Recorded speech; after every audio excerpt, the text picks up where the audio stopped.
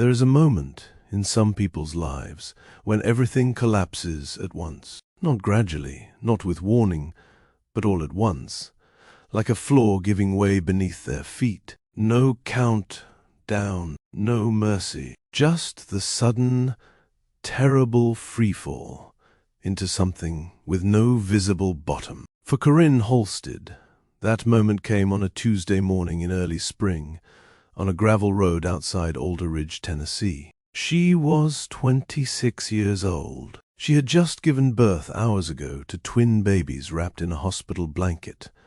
She was not entirely sure she was supposed to take. Her arms were trembling, not just from exhaustion, but from the weight of holding two entire human lives against her chest with nowhere on earth to go. And then, from somewhere down that long, empty road, came a sound, low, expensive, deliberate, the kind of sound that does not belong on a rural gravel road at 7 in the morning, the kind of sound that makes you look up, even when looking up is the last thing you have energy for. A black Rolls Royce, moving slowly, pulling to a stop directly in front of her. The door opened. A man stepped out, tall, silver-haired, impeccably dressed, with the kind of face that carried old money and older secrets. He looked at her, not past her, not through her, directly at her, and then he said 5 words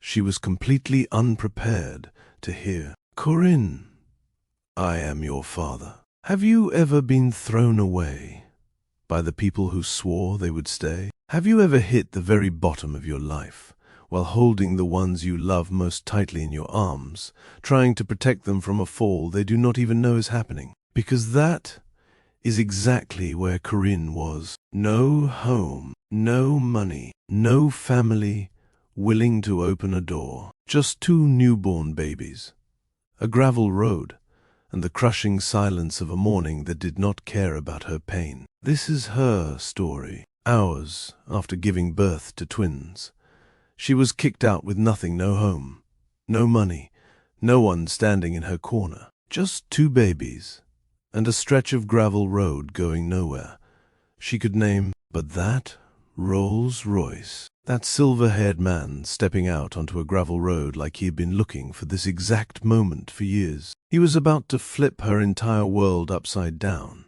and she had absolutely no idea who he was, why he had come, or what his arrival was going to cost the people who had just thrown her out, like she meant nothing. Welcome, whether you are brand new here, or you have been with this channel for a while. I am genuinely glad you are here for this one. This is Love Stories with Mr. Tyrell. And if you are not subscribed yet, please do that right now. Hit that subscribe button before we go any further, because this is exactly the kind of story this channel exists to tell. The kind that reminds you what strength actually looks like when life strips everything away and dares you to keep going. Stay with me, because Corinne Halstead's story begins at the very worst moment of her life, and I promise you, it does not end there. Dawn came quietly to Alder Ridge that Tuesday, the way it always did in early spring, pale gold light filtering through bare oak branches, birds starting up their noise before anyone asked them to, the whole town still half asleep and unbothered by what was happening on Clovermill Road. It was the kind of morning that felt peaceful if you did not know what was unfolding just beyond the edge of town. Corinne Halstead knew. She was sitting on the porch steps of Bo Calloway's house, the house she had lived in for 3 years, the house she had cleaned and cooked in and quietly made into something that felt like home, with her back straight, and her jaw set and her newborn twins pressed against her chest in a double hold she had not known she was capable of until approximately 4 hours ago. Etta on the left, Rowan on the right, both of them so new to the world that they still carried the faintly startled look of people who had not expected any of this either. Corinne had not slept. She had given birth the day before a long, grinding labor that ended in a delivery room with no one holding her hand, because Bo Calloway had shown up for the first 2 hours and then quietly disappeared into the hospital corridor and not returned. A nurse had squeezed her shoulder near the end. That had been the only kindness offered to her in that room. By midnight, she had 2 babies and a hospital bracelet, and a phone showing no missed calls from Beau. By 6 in the morning, she had been discharged and climbed into a cab she paid for with the last $63 in her checking account, because no one was coming to pick her up. By 7, she was standing at the front door of the house on Clover Mill Road with the twins in her arms, knocking. Above her in the oak tree at the edge of the yard, a crow shifted on its branch, watching the porch with the still, patient attention of a creature that has learned that waiting usually produces something worth seeing. The door had opened. Not all the way. Just enough for Darlene Calloway Beau's mother, a narrow-faced woman who wore her disapproval like a permanent fixture, to look at Corinne, look at the 2 babies, and let her expression do the talking before her mouth did. "Twins do not run in our family," Darlene had said, flat, certain, as though that sentence settled something permanent. "They run in mine,"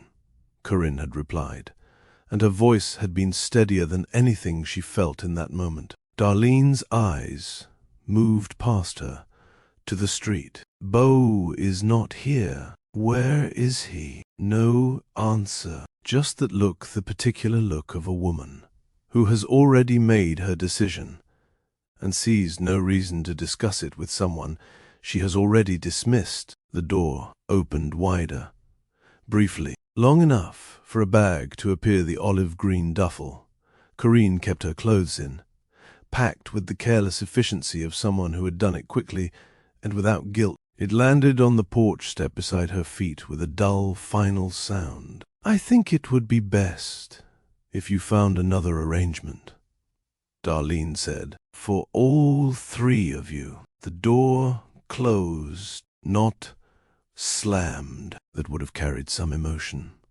some acknowledgement that what was happening mattered. It simply shut, a soft, firm, quiet click, the way you close a cabinet after putting something away that you no longer need. Corinne stood there. She thought about Beau, not the man on the porch with Darlene's voice in her ear, but the man she had met at a county fair 3 years ago, loose-limbed and full of easy laughter, the kind of man who made you feel like the most interesting person in the room without appearing to try. The man who had told her she was different from anyone he had known. The man who had let her move into his home when her lease fell through, framing it as love when she now understood with cold clarity it had simply been convenient for him. She thought about how he had changed when the pregnancy was confirmed, the way his attention had thinned, gradually, but measurably, like a signal losing strength the further you get from its source. Fewer texts returned, more evenings where something came up, a growing physical distance he never named, and she had tried very hard not to see. He had told her once, sitting on this same porch on a warm evening, "We are going to be a family core. A real one. I mean that." She had believed him. She had turned those words over carefully and decided they were solid. By her 3rd trimester, he was sleeping on the couch most nights and offering explanations she had not asked for and did not quite believe. By the time she went into labor, she had been calling his name into a silence that had already told her everything she needed to know. He had come to the hospital. He had stayed for 2 hours, and then he had walked out a side door, and apparently kept walking. She looked down at Etta and Rowan, both asleep, both wearing the total, uncomplicated surrender of the newly born, their small faces slack with a trust so complete it had no language yet. Trusting her specifically, trusting her with everything they had, which was everything they were. "I will remember this," Corinne said quietly. She was not performing. She was not directing the words at the closed door. She was making a record of it, inside herself, filing it, somewhere permanent, the way you mark a date that changes the shape of everything that comes after it. She picked up the olive-green duffel. She adjusted.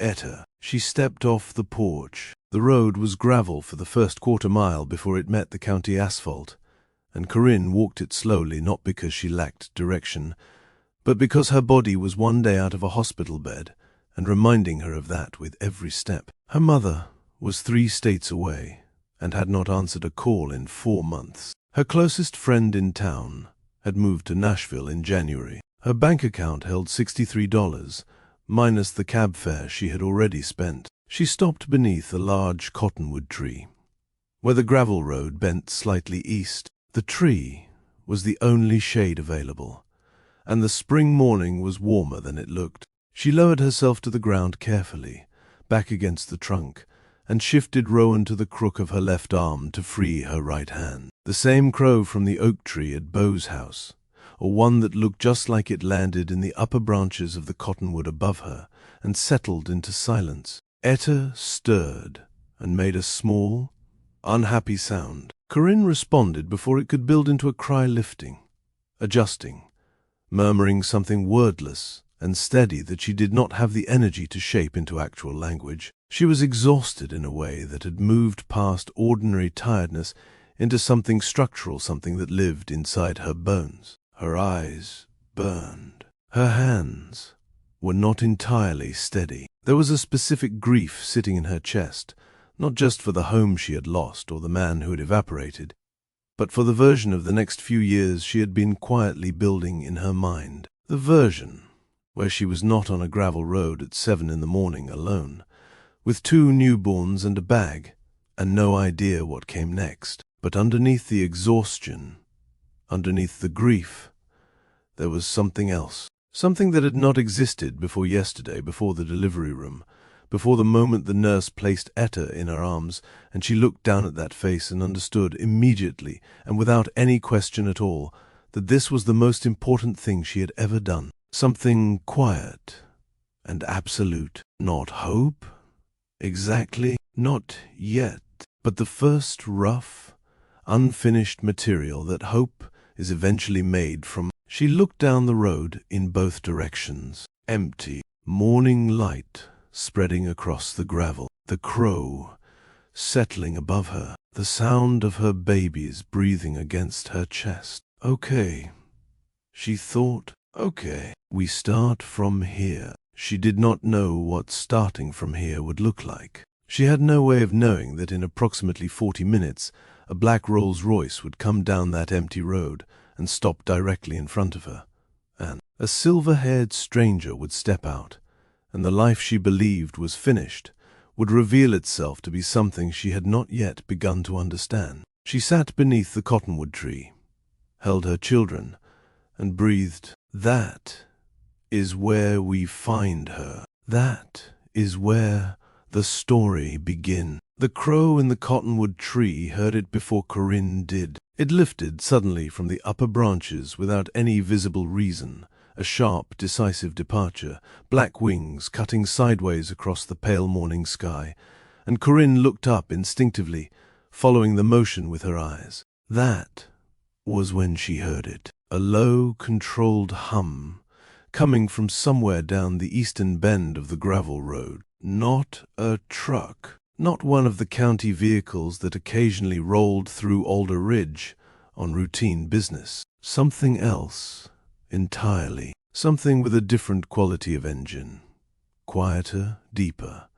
The kind of sound that is not made by machines that have ever needed to apologize for themselves. She shifted Rowan slightly and turned her head toward the bend. The Rolls Royce came around the curve slowly, almost carefully, as if the driver understood that gravel roads required a different kind of respect than the highways this vehicle was built for. It was black, not the black of something simply painted black, but the black of something that had been considered and chosen, and finished with an attention that extended to every surface and every edge. The morning light moved across the hood, the way light moves across still water. The tires were spotless, despite the road. The whole vehicle was so entirely out of place on this stretch of rural Tennessee gravel that Corinne's exhausted mind simply refused to process it correctly.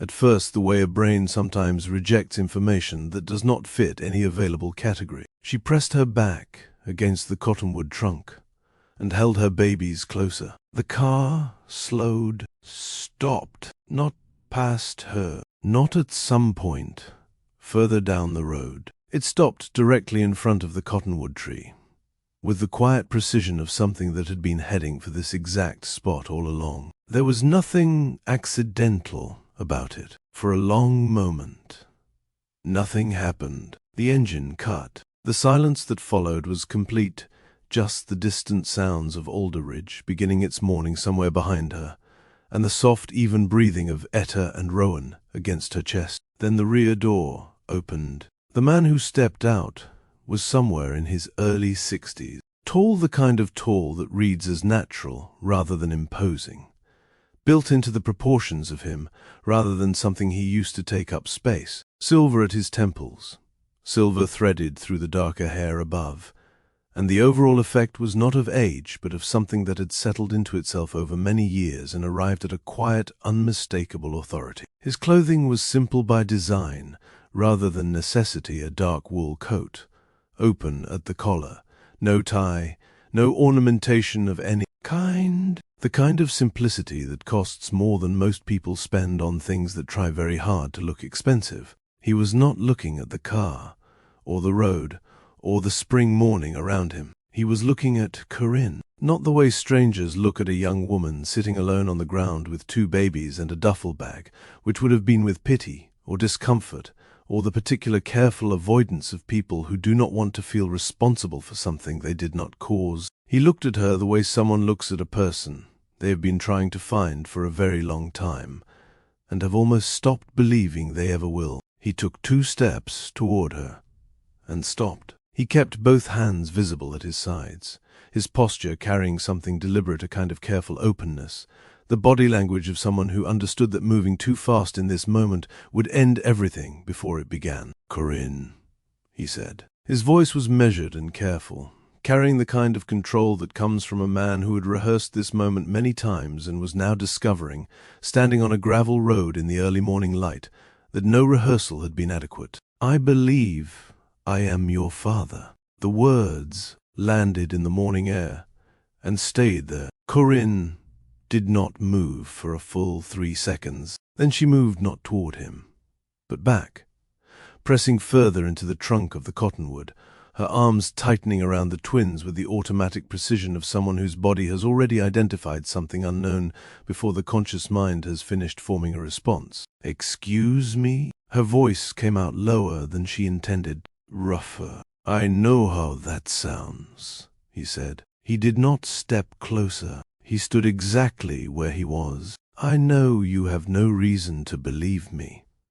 I'm not asking you to believe me yet." Corinne stared at him. Her mind was moving fast now, despite the exhaustion, pulling at the impossible shape of what he had just said, and finding no category to place it in. Her father. She knew nothing of her father, had grown up knowing nothing. Her mother Lenora had never offered a name, never offered a reason, had redirected the question with such consistent finality that Corinne had eventually stopped asking altogether. The absence had become a fixed fact of her life, no different than a wall she had simply learned to live beside without expecting it to ever open. And now a man, in a black Rolls Royce, on a gravel road outside Alder Ridge, was claiming to be the reason for that wall. She looked at him the way you look at something you are trying to find the flaw in. "Who are you?" she said. "My name is Alaric Voss,"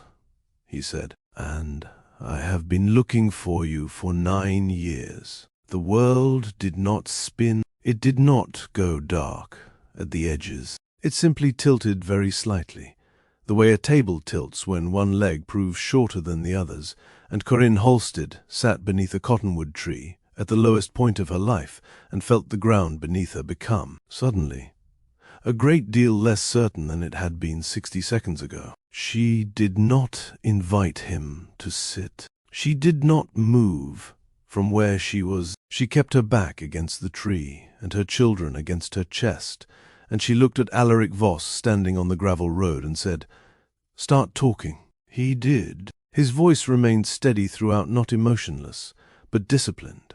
The voice of someone who had learned over many years to carry difficult things without letting them spill at the wrong moment. He told her that he and Lenora had known each other when they were young. Not teenagers, but young enough to make the kind of choices that look very different in hindsight than they did at the time. They had been together for close to a year, and then one morning, without a conversation, without a letter, without anything that explained the leaving, Lenora was gone. He had searched for her genuinely, he said, though he acknowledged immediately that he had no way to prove the sincerity of that to someone who had not been there to witness it. Eventually, after years, he had reached a place that felt like a closed door with no handle on his side. He had not known about Corinne. He said that plainly, without flinching from it, not as an excuse dressed up as an explanation, but as a fact. He had clearly spent a considerable amount of time reckoning with honestly. She left before she knew, or before she told me. I do not know which. I may never know. So, how did you find me? Corinne asked. Alaric paused a brief, careful pause. A nurse at the hospital where you delivered, he said. She recognized Lenora's name on the records. Your mother had been treated at that same hospital years earlier, and the name had stayed with someone on staff who knew people connected to me. Word moved slowly through several people over several weeks. But it moved. By the time it reached me, you had already been discharged. He did not look at the duffel bag beside her feet, but the absence of that glance felt deliberate. I came directly. Corinne was quiet. Then something moved through her, not gradually, not building slowly. It came up fast, the way water comes through a crack, when the pressure behind it has been building too long to hold. Where were you? She said, and her voice was controlled, but only just. When my mother was working double shifts and we were behind on rent. Where were you when I was 17 and she got sick, and there was no one to help us keep the lights on? Where were you for all of it? She was not shouting. It was more precise than a shout, each word placed deliberately, with the accuracy of someone who has stored a very specific grief for a very long time, and is now, for the first time, setting it down directly in front of the person who should have prevented it. Alaric did not deflect. He did not reach for an explanation shaped to soften the impact. He stood in the gravel road and received every word of it with his eyes level, and his hands still at his sides. I was not there, he said. When she finished, I have no answer for that, which changes what it cost you and your mother. You carried things you should not have had to carry alone. That is the truth, and I will not stand here and dress it up as anything else. The acknowledgement sat between them. Corinne had prepared herself for defense. She had positioned her responses for a push she was certain was coming, the push of a man explaining why his absence was complicated, why it was not entirely his fault, why circumstances deserved to share the blame. The complete absence of that push left her slightly off balance, in a way she had not expected. I have no interest in arriving at the end of a hard chapter and claiming credit for a story I was not present for, Alaric said. His voice had shifted, not softer, but quieter, more deliberate, as though he was selecting each word with the awareness that the wrong one would close this door permanently. I want to earn the right to be here.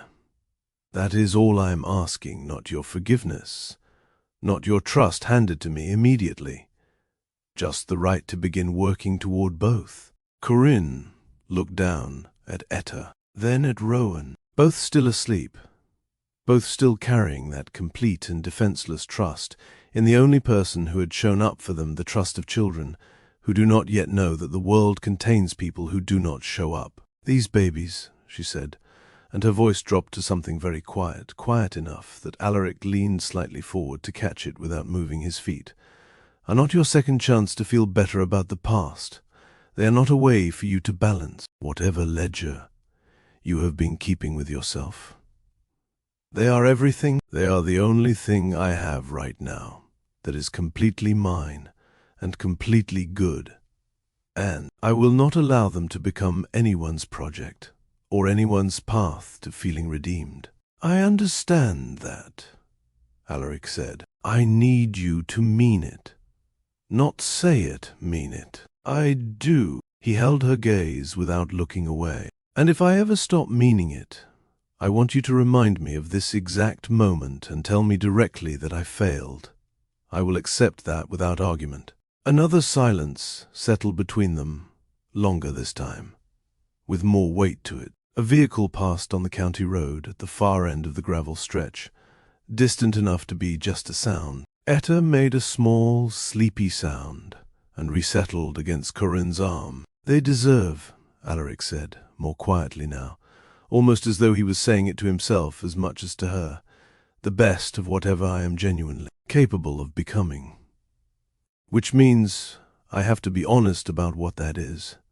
I do not have a clean answer to that yet, but I would like the chance to find one. Corinne studied him. She was 26 years old, sitting on a gravel road with 2 newborns and an olive-green duffel bag, and a stranger who claimed to be her father was standing in front of her asking for a beginning, rather than demanding forgiveness. Every practical instinct she had said to stand up, decline, and find another way forward. But there was a second instinct, quieter, newer, the one that had come fully online the moment she became a mother, and that instinct was running a different calculation entirely. Not about her pride, not about what felt emotionally safe, about Etta, about Rowan, about what they would need from the world in the days and weeks ahead, and whether turning away from the only person who had come to this road was something she could justify on the grounds of self-protection alone. Alaric looked at her steadily and said, in a tone that belonged entirely to someone asking rather than deciding, where do you want to go? Not where he would take her, not what he had already arranged. Where did she want to go? Corinne did not have a full answer, but she looked at him for a long measuring moment, reading his face the way her mother had always told her to read people, past the surface of the words, past the presentation, and found something she could not entirely dismiss. Not certainty, not safety packaged neatly, but honesty, the slightly uncomfortable honesty of a man who was not trying to appear better than he actually was. I do not know yet, she said, but I will let you help me figure it out. It was not forgiveness. It was not trust. It was the thinnest possible, opening a door left ajar by a fraction. And for now, on a gravel road in Alder Ridge with 2 sleeping newborns and nothing behind her worth returning to, it was enough to take one step forward. Before we go any further, drop a comment right now. Have you ever had to choose between pride and survival, between protecting yourself and accepting help from someone you were not sure you could trust? Tell me below, because I promise you are not alone in that. And Corinne's answer to that question is about to take this story somewhere none of them are prepared for. Keep watching. The driver, a quiet man, who had introduced himself simply as Gerald when Corinne first approached the car, and had returned immediately to a respectful, unhurried silence, held the rear door open, with the practiced stillness of someone who understood that his role in this particular moment was to be as unobtrusive as possible. Corinne stood at the edge of the gravel road with Etta in the crook of her left arm and Rowan against her right shoulder, and looked at the interior of the Rolls Royce, the way you look at something that belongs to a world you have only ever seen from the outside. The cream leather, the crafted quiet of it, the sense that everything inside had been chosen rather than simply assembled. On the seat beside her door, folded with care, was a blanket cashmere, the color of warm cream, softer than anything Corinne had touched in longer than she could immediately recall. She did not ask where it came from, or when it had been placed there. She simply took it, because her babies were wrapped in a hospital blanket that was doing its honest best, and this was better, and pride was a luxury she had already decided she could not carry this morning alongside everything else. She wrapped Etta first, adjusting the fold with the careful attention of someone learning the specific geography of a new task. Then Rowan. Both of them stirred slightly at the new warmth against them, made small sounds of vague, sleepy approval, and returned to sleep with the complete confidence of people who had decided the situation was being managed adequately. Corinne climbed in, pulled the door closed behind her, and sat back. The difference was immediate. Not just the physical comfort, though that was considerable after a night in a hospital bed and a morning pressed against a tree trunk on gravel, but the quality of silence inside the car. The road noise disappeared. The sounds of Alder Ridge waking up disappeared. The particular vulnerability of being outside and exposed and without shelter, all of it, muffled, then gone, replaced by a controlled, cushioned stillness that felt like being held at a careful distance from the worst of what had just happened. Alaric was already seated on the opposite side, facing her. He looked out his window rather than at her, giving her the privacy of not being watched during whatever this transition was going to require of her. Gerald pulled the car forward. Corinne watched Alder Ridge through her window as Gerald turned the car around and headed east toward the county road. The cottonwood tree passed, then the bend in the road where she had walked with the duffel bag 20 minutes before. Then the rooftop of Beau's house, visible just above the property line, growing smaller as the car moved steadily away from it. She did not look away from it until it was gone entirely. She thought about Beau, not with the raw anger of the morning that had quieted somewhat, the way a fire quiets after the initial blaze and settles into something steadier and more honest. She thought about him with the cold, careful clarity that only arrives after the protective layer of hope has finally burned completely away. The man she had met at a county fair 3 years ago. The easy laughter, the hand reaching for hers on the porch on a warm evening, and the words that came with it, "We are going to be a family, Cor. A real one. I mean that." She had believed those words. She had examined them and found them solid. They had not been solid. What they had been was comfortable to say at a moment that cost him nothing. What she understood now, watching the last rooftop of Alder Ridge disappear behind a tree line, was not that Beau was uniquely cruel. It was simpler and more useful than that. A promise is not made of words. It is made of choices, repeated over time, under pressure, when keeping the promise costs something real. The moment keeping it became expensive, Beau had set it down without ceremony and walked out a hospital corridor door. That was not a reflection of her worth. It was a full and accurate reflection of his. The realization did not arrive as triumph. It did not arrive as bitterness. Either bitterness would have required her to still be living inside the experience, still measuring herself against his choices. What it arrived as was clarity, the specific, quiet relief of seeing something exactly as it is, without the weight of hope or fear distorting the view. She looked down at Etta and Rowan. People could leave. That was a true thing, and she was done pretending otherwise. But there was another true thing sitting directly beside it, and that one carried more weight. Being left did not require her to stay small. It did not require her to accept diminishment as a permanent condition, simply because someone else had decided she was worth walking away from. She straightened slightly against the leather seat. Outside the window, the gravel gave way to county asphalt, and Alder Ridge became a water tower, and then a distant suggestion of rooftops, and then nothing at all. She did not look back a second time. 20 minutes into the drive, with the twins still asleep, and the Tennessee countryside moving steadily past the windows, Alaric spoke, not about destinations or logistics or any of the practical questions waiting to be answered. He simply said, quietly, "What are their names?" Corinne looked down at the two small faces tucked into the cashmere blanket. "Etta," she said. She tilted her head toward the left. "And Rowan." Alaric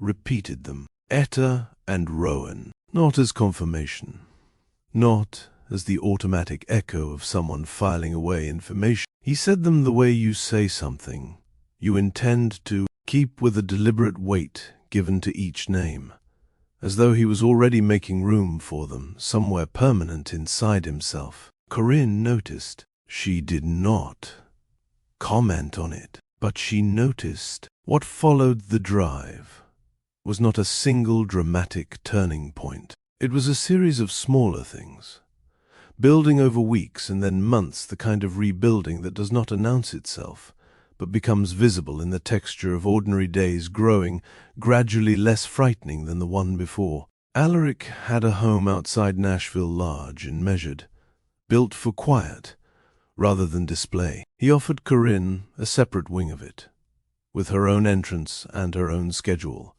and made it clear through both words and consistent behavior that the offer came with no conditions attached and no invisible debt she would later be expected to acknowledge. He arranged help for the twins during the hours Corinne needed to sleep, and then stepped back entirely and let her make every decision about how that help was used and when. He showed up to things she mentioned in passing, not to everything. He was not attempting to compensate for lost decades by inserting himself into every moment, which would have felt suffocating rather than generous. When she mentioned Rowan had a pediatric appointment on Thursday, Alaric asked on Friday how it had gone. When she said, without particular emphasis, that she had been thinking about returning to the business administration coursework she had dropped 2 years earlier when money ran out, he listened to the full conversation and then, 3 days later, quietly ensured that the information she needed was available and within reach. Not the enrollment itself, not a decision made on her behalf, just the information, placed where she could act on it if and when she chose to. He did not push. He did not arrive with solutions she had not requested. He kept every commitment he made, respected every boundary she had established, and allowed time to do the work that only time is capable of doing. It was not without difficulty. There were weeks when his presence in her life felt more complicated than comforting, when the strangeness of the whole situation pressed on her in the quiet hours, when she caught herself looking at him across a room and feeling the full, unresolved weight of everything that had been missed and could not now be recovered. There were days when she was grateful and days when the gratitude itself made her angry, because she was clear-eyed enough to understand that she would not have needed this particular support if the people who were supposed to be present had simply been present. She sat with those feelings. Honestly, she did not perform a resolution she had not genuinely reached, but she did, during one quiet evening when the twins were asleep, and she and Alaric were sitting in the main room of the house, with tea going untouched on the table between them, asked the question she had been circling for 2 months. Why did she leave? Corinne said, "My mother." Why did she actually go? Alaric was quiet for a moment, not evasively, but with the care of someone who wanted to be accurate. Then he told her what he knew, and what he had spent years piecing together from indirect sources, from people who had known Lenora at different points, and from his own long reckoning with a story that had never been told to him directly. He was clear that some of what he understood was confirmed, and some of it remained his own reconstruction of a decision he was never given the chance to be part of. Lenora had grown up with very little, not poverty in its most extreme form, but the particular scarcity that shapes a person's fundamental relationship with security, the kind of childhood where you learn early that stability is not guaranteed, that things can disappear without warning, that depending too heavily on something means being fully exposed to losing it. When she met Alaric, his life had already been moving toward what it would eventually become, the early formation of something that would grow into significant wealth and reach, and Lenora, who loved him, had looked at that trajectory and felt afraid, not of him personally, of what it would do to a child, their child, to grow up inside a world that large and that removed from ordinary life. She had believed that real character, real resilience, real understanding of what things cost, those qualities required friction, required ground beneath your feet, rather than distance from it. She had wanted Corinne to know the weight of ordinary things, and so she had left, kept the pregnancy entirely to herself, and paid for that decision in ways she had also never spoken aloud, a sustained loneliness that Corinne now recognized, looking back, in the particular quality of her mother's silences over the years, the self-containment that had always read as strength, the careful, sealed quality of a woman carrying something very heavy with no one beside her to share the load.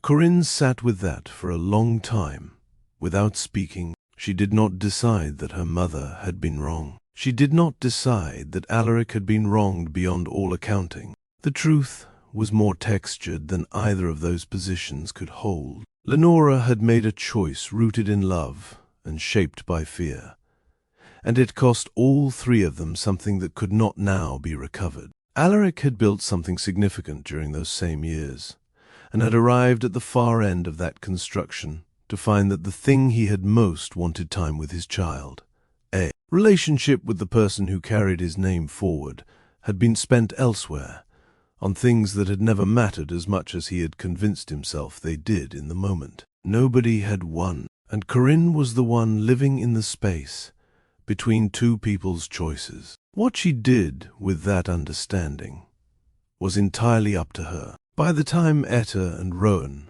were 4 months old, Corinne had re-enrolled in her business administration coursework. By 5 months, she had a part-time working arrangement with a local firm that allowed her to build toward her credential while using the skills she already had. By 6 months, she had begun the quiet, deliberate process of identifying what a more independent living situation might look like, not because Alaric's home had become uncomfortable, but because she had always understood, from the moment she got into that car on the gravel road, that the goal was not to trade one form of dependency for another. The goal was footing, her own footing, earned by her own effort, belonging fully to her. Alaric supported this, without being asked to, and without making it about himself in any way. The twins grew. Etta, who had arrived with an expression of careful evaluation that had never entirely left her face, began to smile with a selectiveness that suggested she was choosing her moments deliberately. Rowan, broader and more immediately open to the world, greeted every new face in the house with an enthusiasm that made whoever encountered him feel, briefly, like the most interesting person he had ever come across. They were warm. They were safe. They were, in the specific way of children who are genuinely and consistently loved, beginning to become fully themselves. Corinne watched them, and understood something she had not had the language for on that gravel road under the cottonwood tree. She had not needed rescuing. She had never needed rescuing. What she had needed, what anyone needs at the bottom of a hard chapter, was not someone to descend and repair the situation from above, but someone willing to stand beside her while she repaired it herself. Support was not the same thing as rescue. Accepting a hand extended in honesty was not weakness.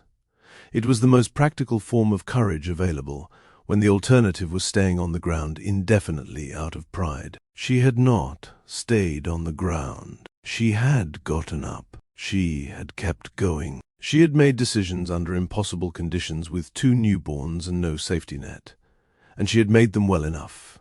And she was still here, and so were Etta and Rowan. That was the whole of what she needed to know about her own strength. If this story is reaching something real in you right now, if you feel what Corinne is carrying and what she is choosing, hit that like button right now. And share this with someone who needs to be reminded that they are stronger than whatever is currently trying to take them down. Because we are not finished yet, and what comes next is going to test everything she has built in ways none of them are ready for. Small towns do not keep secrets. They keep versions of secret stories that circulate through conversations and front porches and grocery store aisles, shifting slightly with each retelling, acquiring new details and losing accurate ones, until they arrive at everyone's ears in a form that is approximately true, but shaped entirely by whoever told it last. Alder Ridge was no different, And it had taken approximately 6 weeks after Corinne's departure for the story of the black Rolls-Royce and the silver-haired stranger to complete its full circuit through every corner of town. By the time the story reached Beau Calloway, it had acquired the specific weight that attaches itself to anything involving visible wealth. A name had been mentioned. That name had been searched. And Beau, who had considerably more free time than he'd had when Corinne was living in his house, and considerably more motivation now that the circumstances had changed, had done enough searching to arrive at a thorough understanding of exactly who Alaric Voss was and what his name was connected to. Corinne was at her desk in the Nashville house on a Thursday afternoon, Etta in a bouncer nearby, and Rowan asleep in the next room, when her phone lit up with a number she had not deleted, but had not expected to hear from. She looked at it for 2 full seconds. Then she answered. "Corinne?" Beau's voice carried a warmth she recognized immediately, as constructed his conciliatory register. The tone he used when he needed something and had calculated that warmth was the most efficient route to it. "I have been thinking a lot about everything that happened and about what I did, and I think I need to see you." "Why?" she said. "Because I made a mistake," he said. "I was scared. I was not ready, and I panicked, and I handled everything wrong. I know that.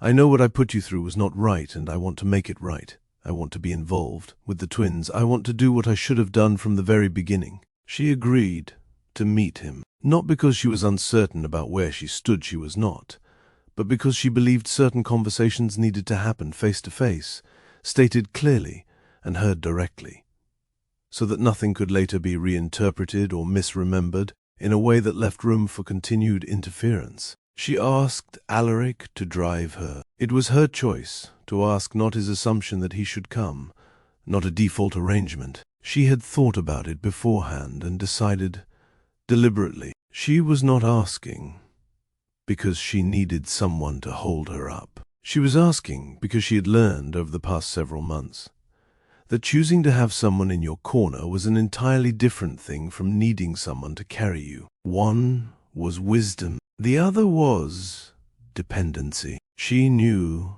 the difference now. They met at a coffee shop on the edge of the neighborhood, public enough that no conversation could reasonably escalate beyond what the setting allowed. Alaric took a seat at the far end of the room, near the window, with a cup of coffee and something to read. He did not join her table. He did not position himself to be visible to Beau in any pointed way. He was simply present a quiet, steady fact in the background, there because she had chosen to bring him, not intervening, not performing protection, just there. Beau arrived, looking like someone who had put considerable effort into appearing as though he had not thought about it. He sat down across from her and smiled the full, easy smile she remembered from the county fair 3 years ago, the one that had once felt like something genuine and now read, without any ambiguity at all, as a tool being deployed. He said the things he had called to say, now with more detail, and the added dimension of being in person, that he had panicked, that the reality of twins had overwhelmed him in a way he had not known how to handle, that he was sorry he used the word several times, in several slightly different arrangements, as though repetition would give it a weight it was not naturally carrying. He talked about wanting to be present for Etta and Rowan. He used the word family 4 times in the space of 12 minutes, and each time he used it, it landed a little more hollow than the time before. Corinne listened to all of it, without interrupting. Then she set both hands flat on the table, looked at him directly, and spoke with the particular quiet of someone who has nothing left to prove, and therefore no need to raise their voice. "You do not get to rewrite what happened," she said. "You had your chance, not a perfect chance, not a chance where everything was comfortable and nothing was difficult, but a real one. The chance to stay in a hospital corridor. The chance to answer a phone. The chance to not have your mother put my bag on a porch step the morning after I delivered your children." She held his gaze without any wavering. "You had that chance and you made your decision with it, and that decision showed me everything I needed to know about what you would do every single time something became hard. You do not get to come back now, because the circumstances have shifted, and call that a change of heart." Bo opened his mouth. "I am not finished," she said, not unkindly, but with a firmness that closed the space he had been preparing to fill. "I am also not going to pretend I do not understand why you are here. You know why you are here. I know why you are here. So let us not dress this up as something it is not." What sat beneath Bo's easy smile, now that the smile had been gone for several minutes, was not malice. Corinne had never believed he was malicious, which was, in its own way, the more frustrating truth. What sat beneath it was smallness. The smallness of a person who made every significant decision based on what was most convenient for them in the present moment, and then reached for whatever narrative was closest to justify it afterward. She told him that legal arrangements regarding the twins had already been initiated, that if he wished to pursue any formal involvement, that process was available to him, and she would not obstruct it. She said this calmly and without elaboration, because it did not require elaboration. It was simply information, delivered without drama. Then she picked up her bag, stood up, and said, "Take care of yourself, Bo." Not a door left open, not an invitation to respond, just the basic, ordinary courtesy extended to someone she was completely finished with, and then she walked toward the exit without looking back. She passed Alaric's table without stopping. He closed what he had been reading, left the table as he had found it, and followed her out at an unhurried pace. In the car, with Gerald driving and Nashville moving past the windows in the late afternoon light, neither of them spoke for several minutes. Then Corinne said, to no one in particular, to the window, to the version of herself that had been carrying this weight since a porch step in Alder Ridge, "I do not want revenge. I just want it to be finished." "It is finished," Alaric said. She nodded once and stayed with the window. He was right. It was. What settled into her chest over the following miles was not the sharp satisfaction she might have anticipated from a confrontation that had gone exactly as intended. It was quieter than satisfaction. It was the specific, unhurried peace of someone who has set down something heavy they have been carrying so long they had half forgotten. It was optional. The weight of waiting for that conversation to happen. The weight of Bo existing somewhere out there as unfinished business. Both of those things were gone now, and the space they had occupied was simply open. She did not need him to understand what he had done. She did not need Darlene's retroactive warmth. Darlene had called twice in the weeks before this meeting, her tone entirely transformed from the woman who had placed a duffel bag on a porch step without apology, suddenly interested in the twins she had dismissed on that same step. Corinne had returned neither call. She did not need any of it acknowledged or apologized for by anyone other than herself. She needed it to be finished, and it was finished. Time, after that, moved differently. It moved in the direction of accumulation rather than survival, the gathering of ordinary good things, unremarkable days that did not announce their significance while they were happening but revealed it gradually, the way you look back at a stretch of months and understand only in retrospect that what felt like simply getting through it was actually the slow, steady construction of something real. Corinne met Declan at a professional development event connected to her coursework, a Thursday evening gathering of people in overlapping fields, the kind of event that is useful rather than enjoyable, where the conversations are practical, and no one is particularly trying to impress anyone. He was straightforward and unhurried in the way he spoke, and he listened in the way of someone who was actually tracking what you said, rather than assembling his response while you were still finishing your sentence. There was no immediate, declaring moment between them. What there was, over the weeks that followed a coffee that evolved naturally from a conversation neither of them had planned to extend, then another, then an evening that neither of them formally named as anything, was the gradual recognition that this person paid attention to her in a way that had nothing to do with what she was connected to or what she represented. He asked about her coursework with interest that was clearly genuine. He remembered specific things she had mentioned in earlier conversations. He was not performing attentiveness as a strategy. He was simply attentive, the way some people are, as a natural feature of how they move through the world. He met the twins properly when Rowan was 7 months old. He arrived for dinner at Corinne's home, her own home, the one she had chosen and signed for herself, and sat on the floor with both of them without being invited to do so, and without making any kind of production of it. He stayed on the floor for the better part of an hour.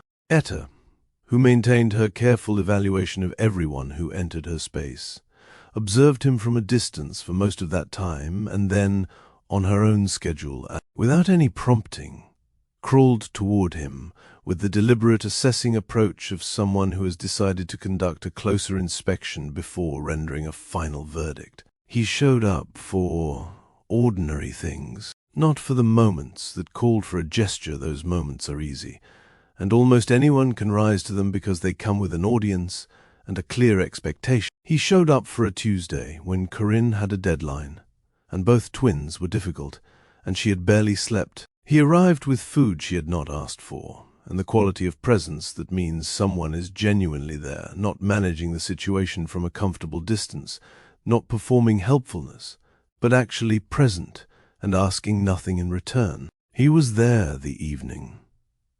Etta took her first steps, not because it had been planned or announced, but because he happened to be there for dinner, and it happened while he was there, and his reaction was immediate and unguarded, and entirely without performance, the simple, unconstructed delight of someone who is glad to have been present for something good. Corinne watched him in that moment, watched him look at Etta with an openness that had no agenda behind it. She understood something, then not for the first time, but for the first time in the part of herself where understanding becomes permanent, rather than just known. This was what love looked like. Not the declaration made on a comfortable porch evening before anything had been tested, not the promise extended at the beginning, when keeping it still cost nothing. This a person who chose, again and again, in the absence of any audience or obligation,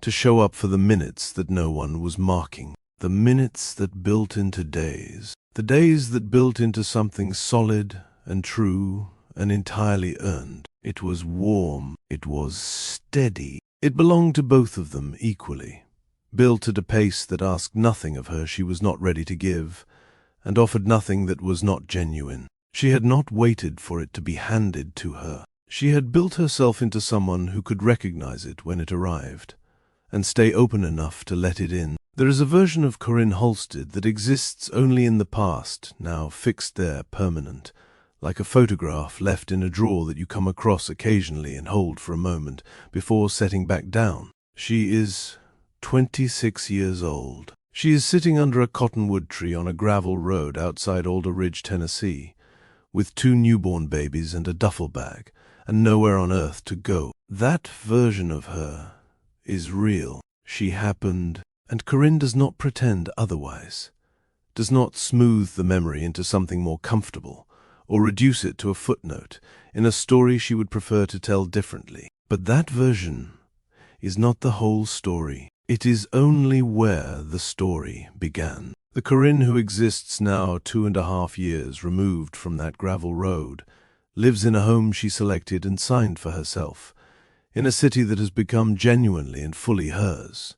Building a career she worked toward with the kind of focused, patient determination that comes from knowing exactly what you are working for, and refusing to lose sight of it regardless of what the day brings. Her business administration credential is framed on the wall of her home office, not as a trophy, as a marker, a date, a distance traveled, a quiet record of what became possible when a person stopped waiting for circumstances to become favorable and started making decisions inside the circumstances as they actually were. Etta and Rowan are 2 years old. Etta, who arrived in the world wearing an expression of careful evaluation and has never fully set it aside, now applies that same considered attention to a set of wooden building blocks, a collection of toy animals she has organized, according to a system that makes complete sense to her and no one else, and the household cat, whom she has appointed as her personal responsibility and follows from room to room with the proprietary focus of someone managing an important account.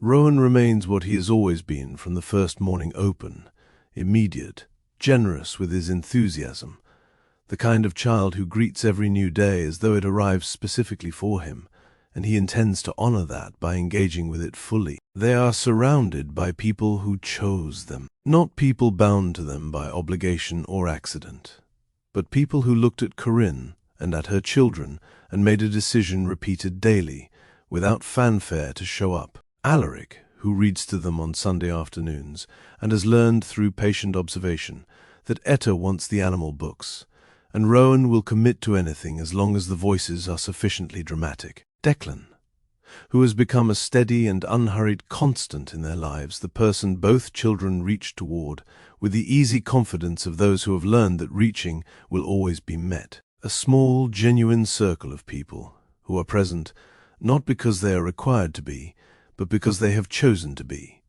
and keep choosing it. This is what Corinne looks at when she looks at her life. Not the external markers that other people might point to as evidence of recovery or success. She looks at rooms full of people who chose each other, at children who have never once had to wonder whether they were wanted, and she understands that as the truest measure of everything she built from that roadside morning forward. She has thought carefully about what the journey taught her, not in the abstract way of someone composing lessons for an audience, but in the specific, personal way of someone who lived through something and is still, honestly, extracting what is true from it. The first thing she knows without qualification: you do not need anyone's permission to choose yourself. Not when it is frightening, not when it is inconvenient, not when the people around you have assessed your worth based entirely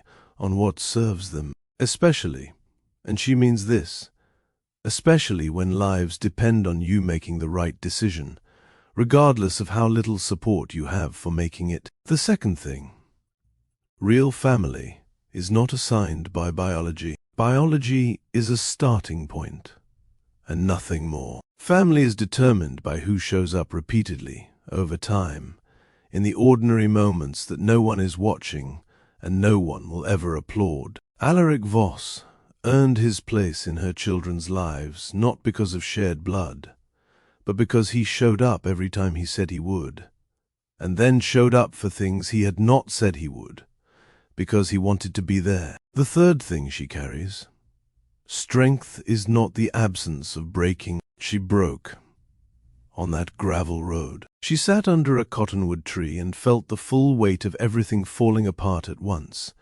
And she was not composed or quietly heroic in that moment. She was exhausted and frightened and uncertain about everything that came next. And then she got up anyway. That is the complete definition of what strength required. Not that she did not fall, that she got up after she did. Fourth, her value was never located in Beau Calloway's decision to leave. It was never contained in his opinion of her, or Darlene's assessment, or the town of Alder Ridge's understanding of her situation. It was located in her, in what she did with the morning she was given, in the choices she made when the choices were hard, in the way she held her children and made promises she then kept without exception. The people who abandoned her revealed something about themselves. They revealed nothing true or accurate about her. Fifth, the people who hurt you are not the ones who define you. The people who stayed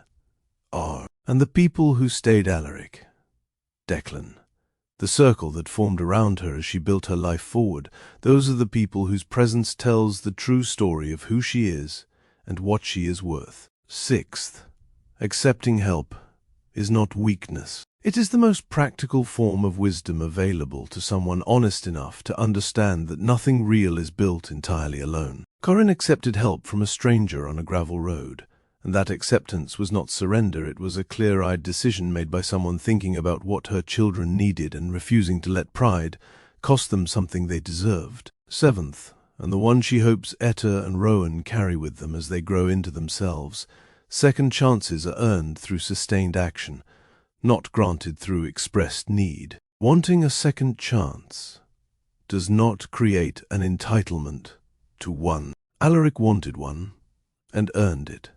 Slowly, through every consistent and unglamorous choice he made to show up, without condition. Beau wanted one, and was not given it, because wanting was the entirety of what he brought. One evening, not long before the present day, Alaric was in the living room of Corinne's home with both twins settled against him, Etta leaning into his arm with an animal book open across both their laps.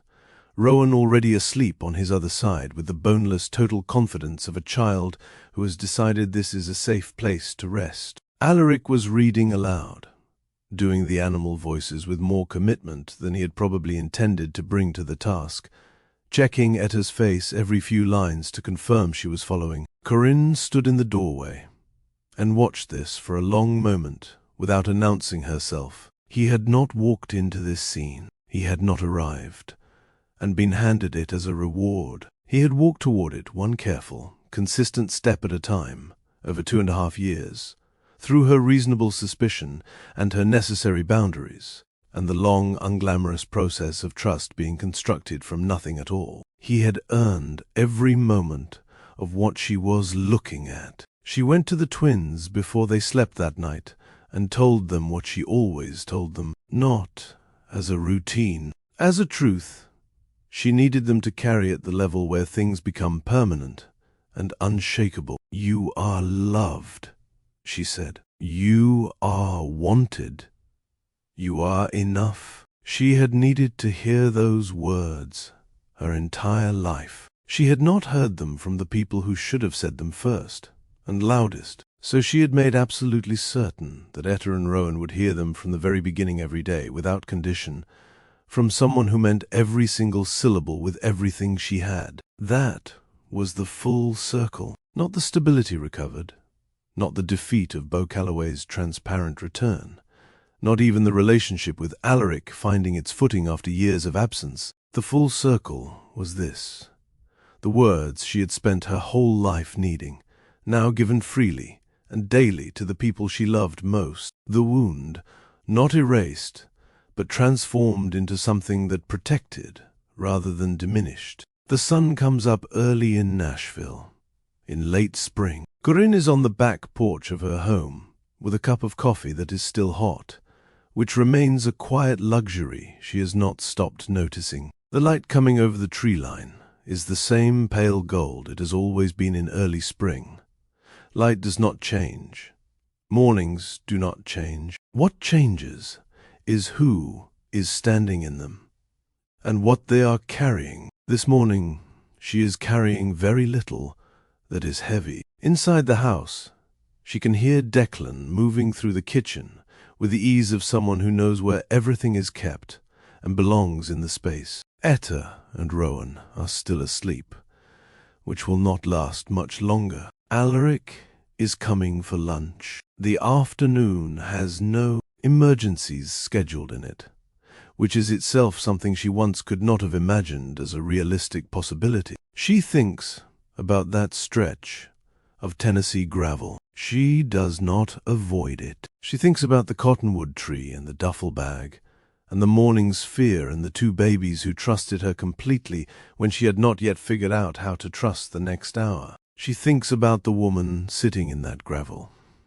and she does not pity her. She is proud of her, because that woman made the right decisions under conditions that made right decisions extraordinarily difficult. She accepted help without surrendering herself to it. She held her boundaries and kept them. She let the right people in and kept the wrong ones at a clear and documented distance. She built, without drama and without an audience, a life that was genuinely and completely hers. The Rolls Royce that appeared on that gravel road was not a rescue. It was a door Corinne was the one who chose to walk through it, and she was the one who understood from the first moment that walking through a door is entirely different from being carried. Alaric provided access to things she needed. She did the work of turning that access into a life worth living. Beau Calloway is a fact of the past, not a painful one. Any longer pain requires ongoing contact,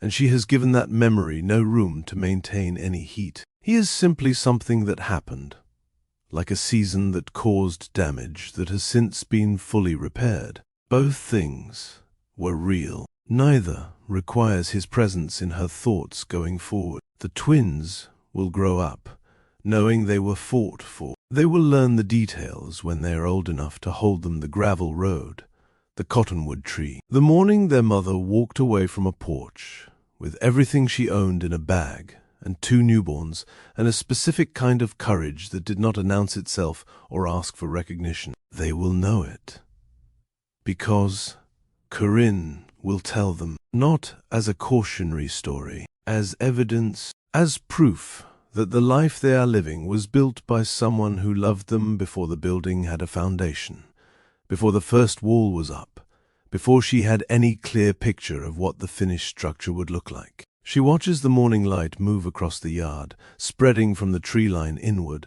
reaching the steps of her porch. She did not beg to be chosen. She chose herself on a gravel road with nothing, at the lowest point of a life that had not finished with her yet, and she kept choosing herself every day after that, through every decision that required something real. And the right people recognized it. They rose to meet her where she was, not where she had been, not where she was supposed to be, exactly where she was. That is the whole of what happened, and it is more than enough. Corinne learned what too many of us forget.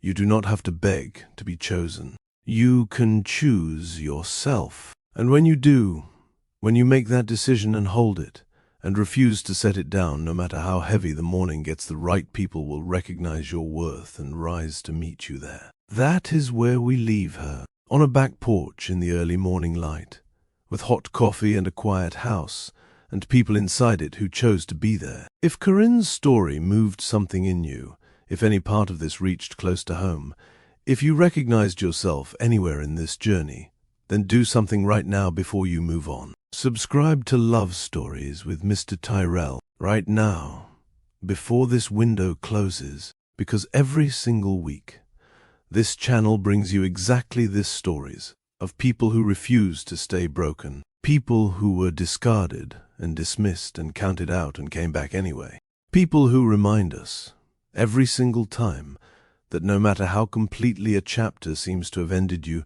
the story is not finished. Drop a comment below and tell me which lesson from Corinne's journey hit you the hardest. Was it that strength means getting up, not never falling? That real family is built by choice and not by obligation? That accepting help is wisdom rather than weakness? Tell me. Every comment is read, and what you write matters more than you think, because someone else is going to read it and find exactly what they needed today. Share this with someone who is in their own difficult morning right now, someone who has been left by people who promised to stay, someone holding everything together with both hands and no safety net, wondering whether it is ever going to get better. Send this to them, because the answer is yes, and Corinne's story is the proof. I will see you in the next story. You have got this, and so did Corinne.